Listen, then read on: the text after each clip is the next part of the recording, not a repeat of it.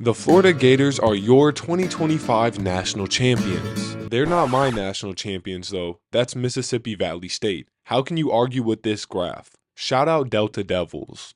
If I asked you why did Florida win the national championship, you would probably say Walter Clayton Jr., and rightfully so.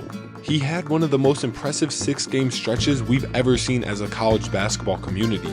Every game when Florida was down, he had that mentality that he didn't want to lose, so he's just gonna go take some shots that very few people can get away with, and he's just gonna make those shots look effortless. But I think there's one more key reason Florida won the national championship that we're overlooking, and it's the adjustments that Todd Golden and the Florida coaching staff made in the Final Four. So in this video, I'm gonna look at the defensive adjustments that Florida made versus Auburn, and in the next video, I'm gonna look at the offensive adjustments that Florida made versus Houston on route to a national championship. When entering halftime versus Auburn, Florida was down 46-38. The issue for Florida wasn't that they were down 8 points, it was that Auburn was scoring at will. In the first half, Auburn was scoring 1.21 points per possession, and it's because of how comfortable they were on offense. Florida could not stop the dribble drive. Auburn was shooting 13 for 18 inside of the 3-point line, and Johni Broome was getting whatever he wanted. But why was this happening?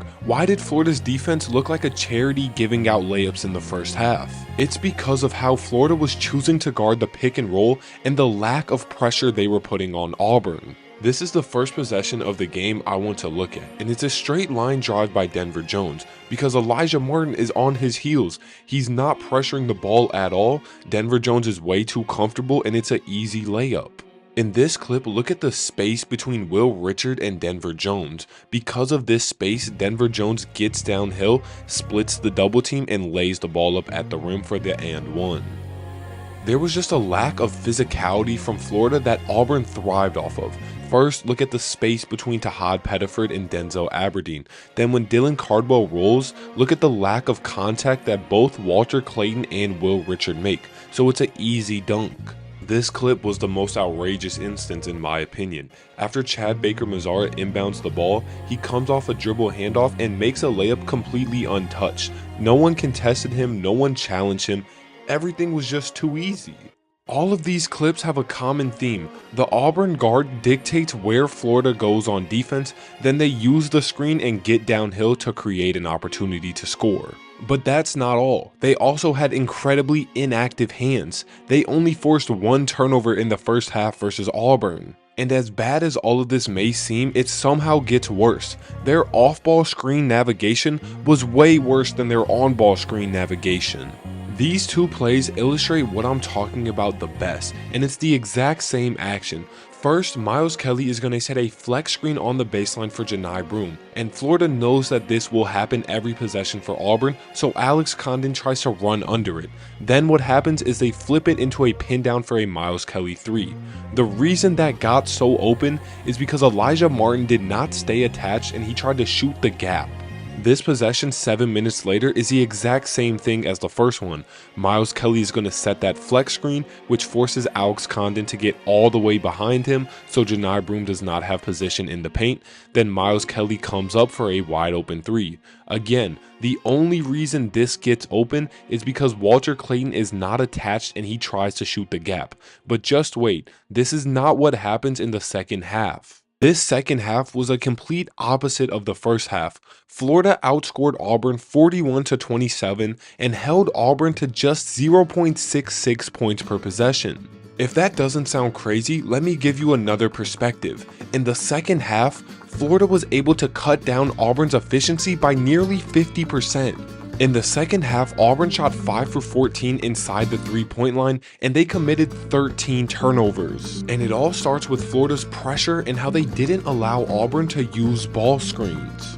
First, let's start off this second half by looking at how Florida was guarding Miles Kelly on the off-ball screens. Auburn runs that very same play again. Miles Kelly sets that flex screen and Thomas Houck goes under it to not let Johni Broome get position. But this time, Walter Clayton is attached to Miles Kelly and forces him to curl. When he's forced to curl, instead of having a wide open 3, he takes a contested layup at the rim, and Florida's able to get out in transition. You can guess what play we're about to see from Auburn. Again, it's the same thing. Miles Kelly sets that flex screen on the baseline, then comes up off a pin down. But Elijah Martin stayed with him the entire time, so Auburn has to reset.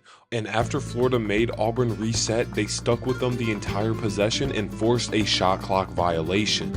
Now we have to talk about Florida's phenomenal on-ball defense. Look at the distance between Tahad Pettiford and Elijah Martin now and compare it to what you saw in the first half. Elijah Martin's even hugging Tahad Pettiford to not let him get the ball. He fights through the first screen, now he's about to fight through the next screen, and Tahad Pettiford is rushed and he throws the ball right to Ruben Chenyelu. Because of Florida's immense pressure, it allowed them to ice ball screens and stagnate Auburn's offense. As Tahad Pettiford catches this ball to use the Janai Broome ball screen, look at Denzel Aberdeen fighting all the way up to keep him on the right side of the court, and it leads to a bad shot, and that bad shot then leads to an over-the-back foul. As Tahad Pettiford calls for the ball screen, Denzel Aberdeen makes sure he stays to the sideline. Tahad Pettiford throws a terrible pass. Elijah Martin gets out for a crazy dunk, but that's not all. Look at Todd Golden. He's talking to Tahad Pettiford.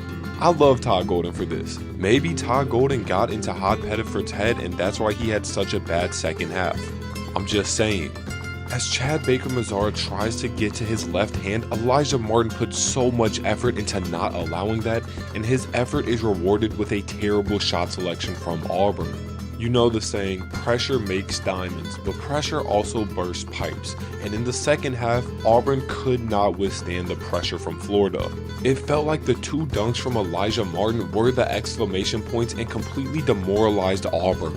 Florida's tenacity and adjustments allowed them to beat Auburn to advance to the national championship game against Houston. And in that game, it wasn't their defensive adjustments, it was their offensive adjustments. So if you want to see the other side of Todd Golden's genius, stay tuned because that video is coming out very soon.